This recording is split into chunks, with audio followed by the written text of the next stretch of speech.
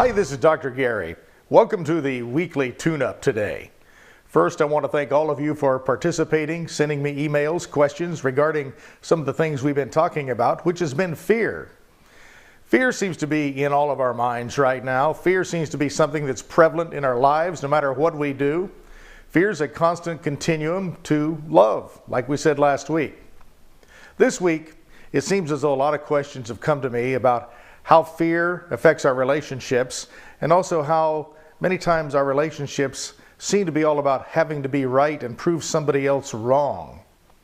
You know, when we're married to someone for an extensive period of time, or live with someone, or they've been in our life for a long time, even whether it's a friend or not, there seems to be this thing that happens that some people cause relationship problems around this constant continuum of a little bit of resentment that gets built up with familiarity. Well, what that's about is once you understand someone, once you start seeing their cracks and flaws, and once we start really realizing some of the things other people say within the mental script, they talk all the time, we start anticipating what they're going to say because we've heard it before, we become a little bit cynical. In our relationships, when we become cynical, there seems to be an anger deep down inside of not feeling understood ourselves, because the person that's listening to us seems to use the same scripts over and over again with us in order to help us solve our problems, and we become resentful because we've heard it before. It seems like they don't care. Remember, in a relationship, it's not about being right or it's about being wrong. It's about being happy. And sometimes when we get hung up on our own little narcissistic rules of what makes us happy and what makes other people happy, we have to realize is sometimes happiness is not a place that we're going. It has to happen in the moment by the way we think about things. In fact, happiness is not a destination, it's a state of mind. And a state of mind simply is a state of your mind. It means the state of mind that you create by what you think about right now. I'm asking all of you right now that are a little bit unhappy, what's making you unhappy right now? Now, some people are going to say, oh, it's money, I haven't got enough, I haven't got a job, oh, my marriage sucks, or whatever. That's not making you unhappy. What's making you unhappy is the way you're thinking about it and the lack of action you're taking towards it. If it's a relationship and you have a bad one, two things have to happen. You either have to work on improving that relationship, and if someone in that relationship with you does not want to help you improve it, they say it's all about you, that's the kiss of death. That means it's probably time to move on. Let's say you're unhappy because you haven't got a job, and tomorrow you get up and you haven't got a job, and the next day you get up, you haven't got a job, and all of a sudden every day it seems like you don't have a job. You have to ask yourself, what's the reason you don't have one? Is it because you're not looking for one, or you've given up? Always remember, once we give up on a marriage, on a job, on making more money, having less stress, once we give up, nothing else is going to happen. That's going to be the state of our mind at that moment, and that's where we're going to stay, stuck. If we'll just take each day as it comes, rather than looking and forecasting into the future with doom, and understand that today could be the day something could shift for you. But what's going to happen for it to shift is you got to do something. In your relationships, if you're constantly fighting and it seems like they're wrong and you're right, that's a state of mind also. Nobody's wrong all the time and nobody's right all the time. We all have little bits and pieces of all of it.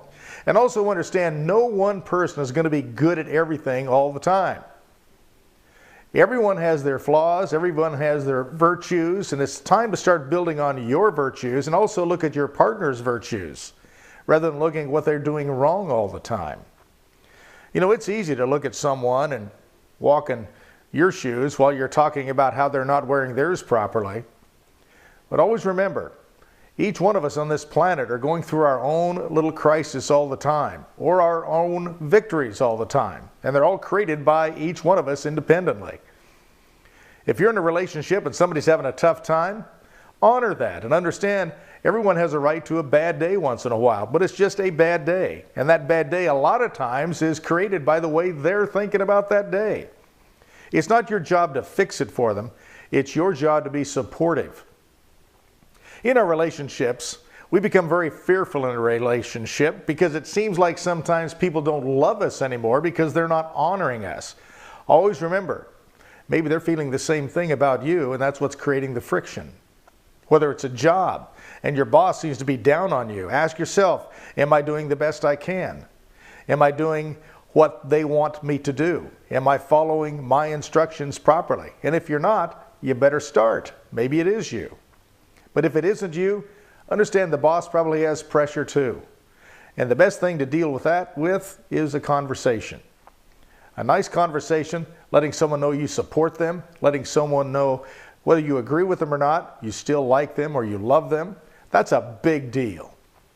If each one of us right now would just take a look at the people in our lives and understand each one of us in our own personal little hell all the time, or our little personal heaven all the time, and when one person's in a heaven and the other person's in a hell in their mind, that's a mismatch, and somebody's going to be resentful. So the idea is to have a conversation and understand well-formed outcomes. That means you're not going to be able to cure or help anyone else until you are solid yourself. So get solid yourself and understand it's not your job to save someone. It's not your job to make someone's life better. It's your job to be supportive, loving, and caring so that person feels that way so they can work through their own stuff. And if that's happening with you, great. If it's not, if you're having trouble getting that other person to understand you, maybe it's time for you to explain your situation or where you are in your feelings so you can talk through it. We're losing our ability to converse with each other. Through text messaging and emails, there is more misrepresentations and misunderstandings happening now than ever before because we're relying on that as dependable communication. It's not. Dependable communication is coming right out of your mouth and your heart when you talk to someone else. And understand the true meaning of any communication is the response you get from it. And if someone misreads your intention, it's your job to make it clear. So say it a different way. And if that doesn't work, say it a different way again and give it at least 4 volleys rather than just once and giving up. Because once you give up, nothing else is going to happen. You can always do one more thing. Let's work on that. Let's work on loving each other and taking care of each other rather than being at war with each other. And if you're in a relationship or a friendship and that person liked you once, they can like you again. It's probably in the way you're talking to each other. Until next week, this is Dr. Gary telling you how much I appreciate each one of you. Pass this on to someone it can help. And until next time, I'm wishing you an extraordinary week. Bye-bye.